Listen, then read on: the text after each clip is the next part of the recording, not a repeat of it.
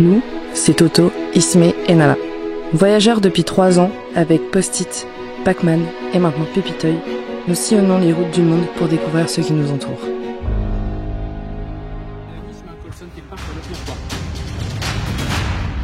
Ok, bon bah là tu vois, putain maintenant pour desserrer.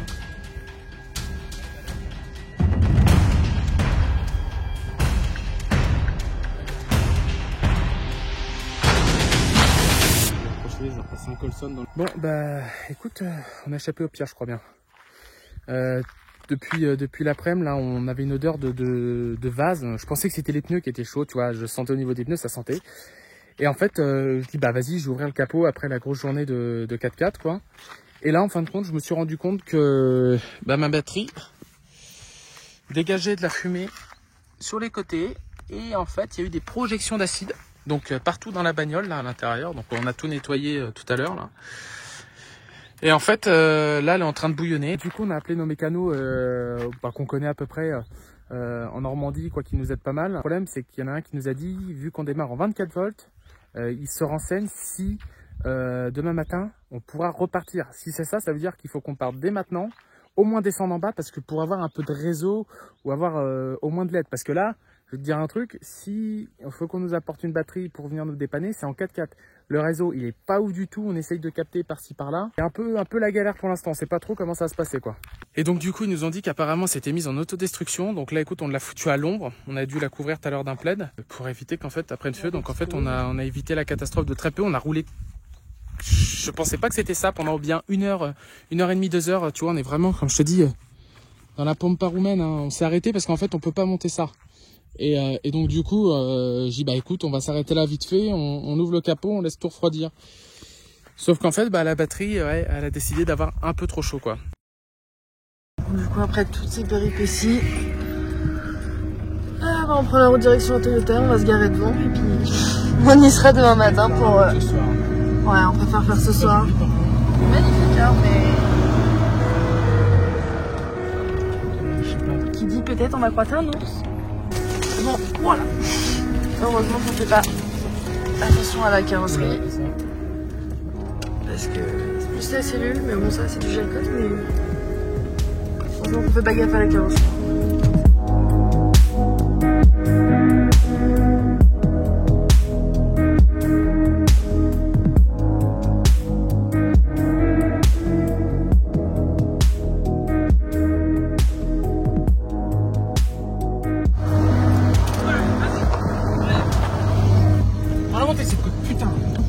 Bon, dans notre misère, c'est quand même joli, tu vois.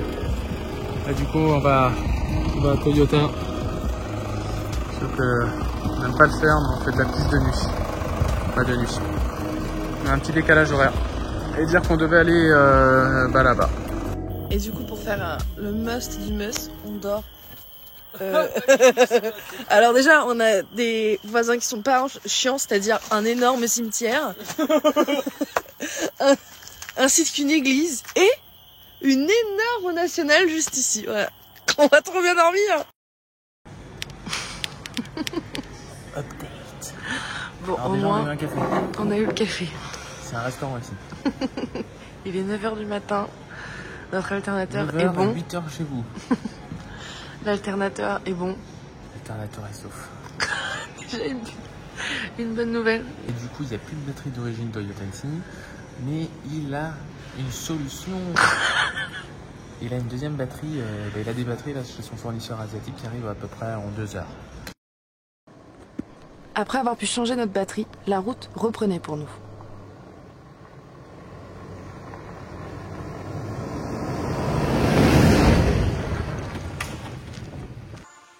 Alors là, on est en plein cœur de la forêt. Et en fait, je sais pas si c'est un monastère, je pense, ou alors un orphelinat, je pense plus à un orphelinat. Mais il est vraiment perdu au milieu de nulle part. On est arrivé de là-bas, et là, t'as une petite musique. Je pense, je sais pas trop, hein, je comprends pas trop, je vois pas à quoi ça sert. Et là, t'as une petite musique du coup. Ça résonne dans la forêt, c'est très... C'est beau. C'est beau.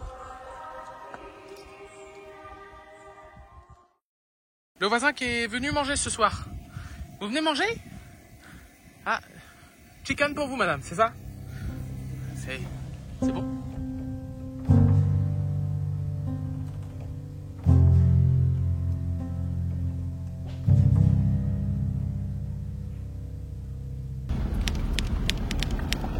Après s'être remis de ses émotions, on pouvait enfin commencer la prochaine piste dans les monts de Maramureş. Ah là, on est en instant économie plus. Petite source. Comme ça, on profite de laver les pattes de la chienne. Parce que bah voilà quoi. Et du linge. Tout bleu, hein. Savon de Marseille. Surtout là. Et savon de Marseille.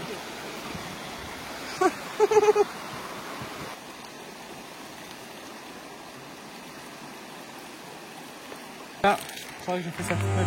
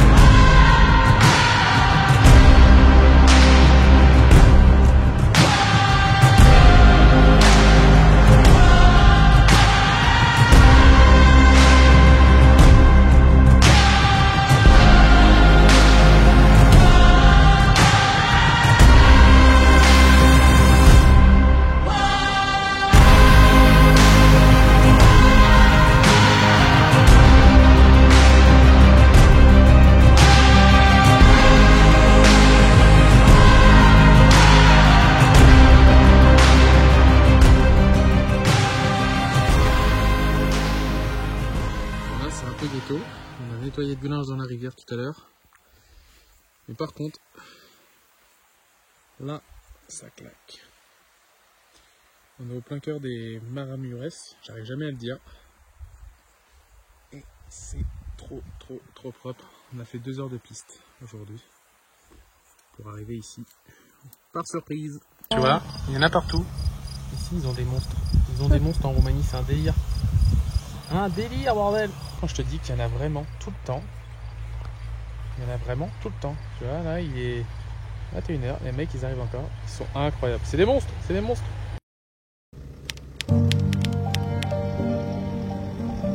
Bon, on s'en doutait, mais la pluie était de la partie. Mais nous allons quand même tenter d'atteindre Sapanta par les pistes.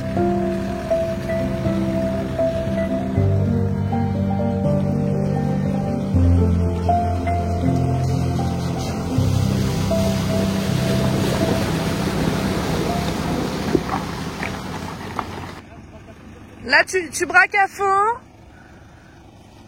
Doucement. Vas-y. L'arrière droit, il monte là. Freine pas. Monte. Ah non, bah monte pas.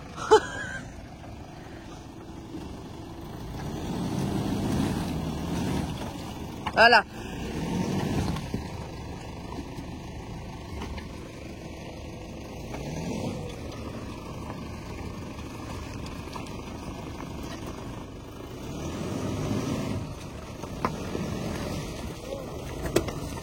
C'est un joli demi-tour. Bon. Eh ben, on a fait demi-tour. Non, en vrai. On s'est fait avoir par la flotte. La flotte. L'annoncé de la flotte. Et le truc, c'est qu'en fait, on avait une montée à faire. C'était un autre bout de piste qu'on pouvait prendre en option. Et là, bon, du coup, on l'a pas pris. Donc, on rejoint une autre ville en bas pour. C'est Mara pour aller à Sapulta. Les tombes heureuses. Et là, tu peux voir la flotte. Il y en a. Ça faisait longtemps qu'on en avait eu. Là, c'est pas grand chose, mais de l'autre côté, derrière, là, sur le plateau, c'est vachement gâteau. Bah, là, c'est gâteau.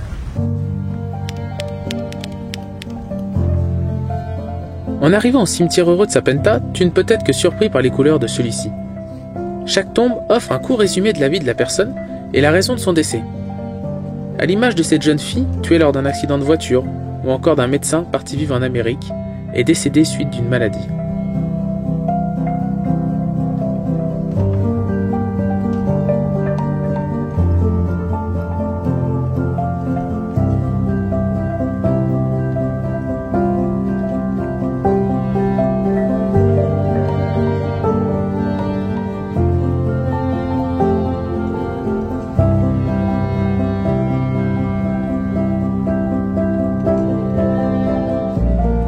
On a attendu 2 ans pour pouvoir venir en Roumanie. Et je peux te dire qu'elle nous éblouit, mais qu'elle allait aussi nous offrir son premier piège.